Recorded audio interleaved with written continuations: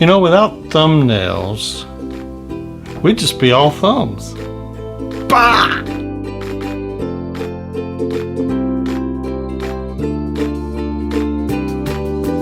Welcome back to the Mind of Watercolor, everybody. You know, it really is kind of true, though. Without thumbnails, you're not really as powerful an artist as you are with them. And we're going to talk a little bit about the best ways to use them, what you can do with it, some techniques. It's probably not necessarily what you think, unless you're an avid thumbnail user. So anyway, let's talk about what? You're going to start a support group? Really? Wait, let me guess. For people without thumbs.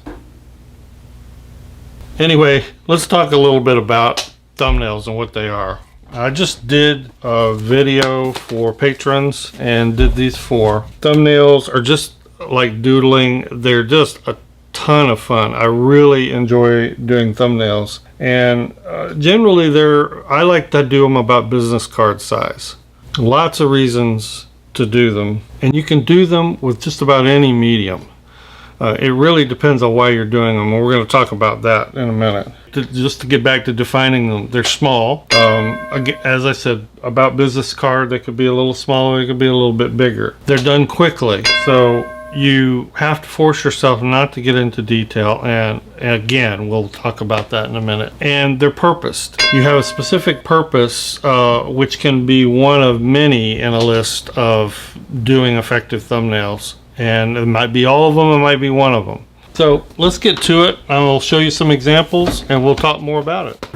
All right, so let's get into it. And right away, since I know you're going to ask what that sketchbook is that I'm using, this is an American Journey watercolor field book. It's available at Cheap Joe's. I probably am not going to put a link to it down there. I don't necessarily recommend it. It's not the best paper. It really just kind of paints a little bit like Strathmore 400, but it's okay for sketching and, you know, quick little studies, I guess. And it's definitely okay for thumbnails. And after having used it once, and I used it for the first time here, I'm going to designate this for doing small studies or thumbnails.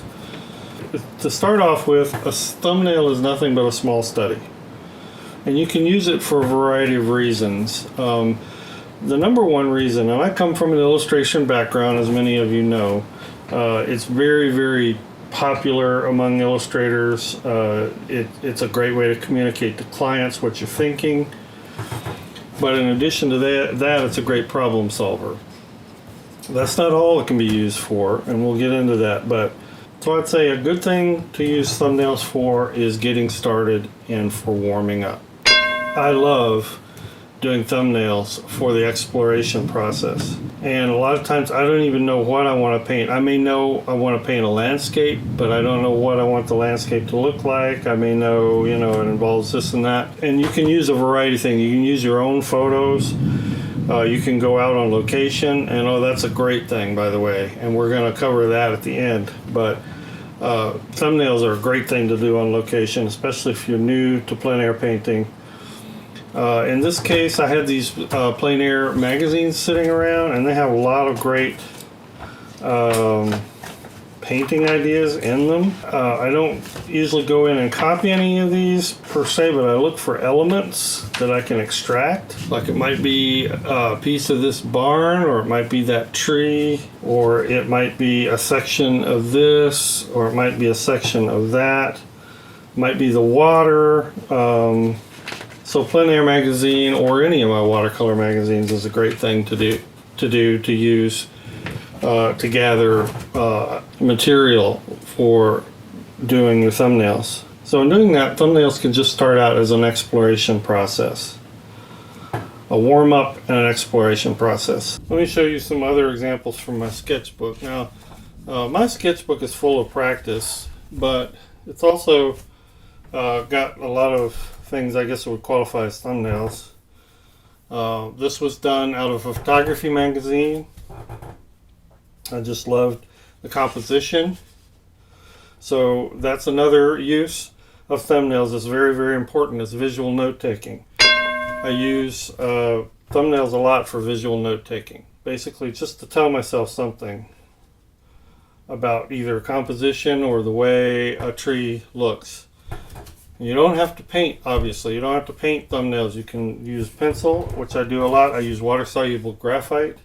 A lot of times I don't even introduce color if I'm trying to work out just composition and contrast. Here's 3 more that I did. I was playing around with the idea of roots, and I just had some ideas. I actually had ideas in my head. So this is a great example of visual note-taking. A lot of times great ideas just kind of flow through your head and strike you, and you really don't have time to sit down and do a drawing then, and the impact of those visual ideas, you know, a month, 2 months, a year later are just going to be gone. Most of this is practice. Here I was practicing rocks, I was practicing some pen and ink, but this is actually done on location in a park, and I like the grouping and I like the composition. And I would consider that a fairly large thumbnail. And really, a lot of artists don't do thumbnails nearly as tight as that. This is the painting I have yet to do in anything but sort of study and thumbnail. But again, what I was doing here is working out the problem of contrast.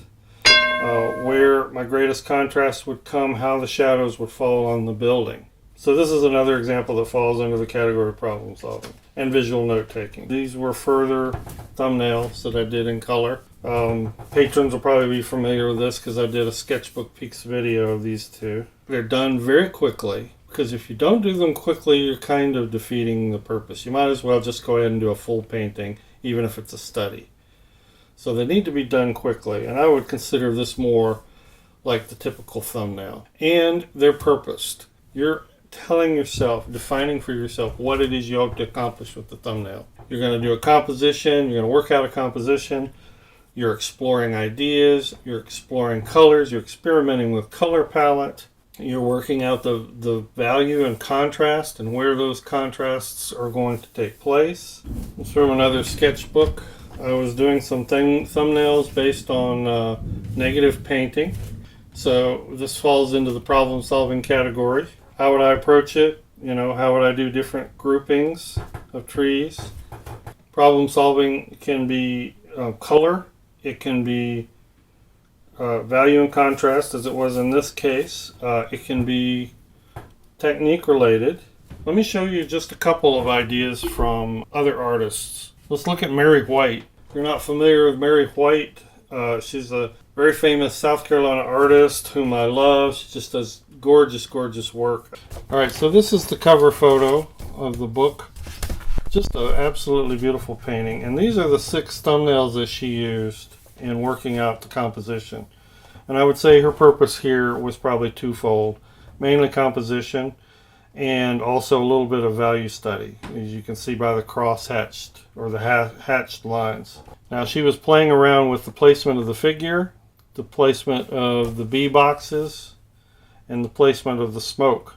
Now one thing you can tell by thumbnails like this is that this is an advanced and experienced artist, because her thumbnails are so shorthand. I mean, she did very little, and you can make them more detailed than that. So I'm not saying they need to be this abbreviated, but this is all that she needed. And they're so abbreviated too because she wanted to pop out 6. I mean, she had a number of ideas that the way this composition could go. Let's look at Andrew Wyeth. Now this book right here this is an amazing book. I don't know if it still can be, but just last year this book could be had for a song. This is like a $60 coffee table book. Wyeth at Kerner's. Kerner's was the farm where he spent, a lot of time. And I think one of the reasons that this book is so cheap on the used book market, it's not in print anymore, is because it has so many thumbnails in it. Now, for people who love big, pretty pictures, they're going to say, big deal. But for artists, practicing artists like me, I thought it was pure gold. And I think that's the reason this book probably didn't sell real well, and there's so many cheap used ones, is because there were lots of pages like this. So if you look at these pages, it just looks like mistakes. I mean, look at how abbreviated that is. But he was working something out. And these lines really only mean something to him. But he's got a little sketch of a tree here with just high contrast shadows just popped in here and there. And you can see he kind of embellished that. Told himself, hey, I've got some spatter. Maybe that was an indication of texture, and I want some high contrast behind this tree. Don't know what he was trying to work out here, but maybe just the windows. I think he just barely penciled in that building. But he spent a little bit of time here on the tree, the shadow, and the contrast in the windows. More quick thumbnails. This is like a close-up detail for which he ended up with a scene like that. Okay, I think you're getting the idea. Last but not least, let's talk about plein air, or plein air. So this is a thumbnail I did yesterday. Now thumbnails are a great way to get started with plein air or outdoor painting and sketching. I mean, really a great way. It's a great way to just get out if you only have a few minutes, and that was the case. I literally had like about an hour, and I really wanted to go somewhere and sketch. I knew I wouldn't have much time, so I kept it small. I kept it fairly simple. I just found a little grouping of trees at a park that I like to go to by the lake, set up, and did my painting there. Went quick and easy. And if you're thinking about getting into plein air and doing outdoor sketching, this is something that I would recommend. It's a great way to start. You can even start monochromatically and just like fill a page with little sketches, especially if it's like a subject that you think you want to do a painting of. You can take a picture. Then maybe if you have a lot of time, instead of doing a full sketchbook sketch of painting, do several little thumbnails. There are a lot of plein air painters that's all they do. They come back with sketches and they do a studio painting. I am finding that I am much more comfortable with finishing a painting in the studio and just doing sketches and the basic contrast, basic structure, and basic elements on location. That may change as I become more comfortable. But this was very comfortable, I felt, and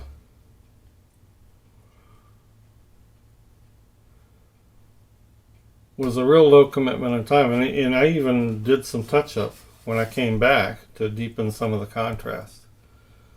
So, thumbnails, very, very powerful, very fun. I just absolutely love doing them. Great way to work out composition. Great way to indicate for yourself where to put value and contrast. Great way to try out colors. Excellent way to explore ideas and take visual notes. And something I hope all of you will try and do more of. It'll just make your art better. Thanks everyone. I hope you enjoyed that. I hope that was helpful. Gave you some information you could use. Thank you patrons. Don't forget to check out the Sketchbook Peaks video patrons on the Patreon feed. And thank you everyone for liking and subscribing, and we will see everybody in the next video.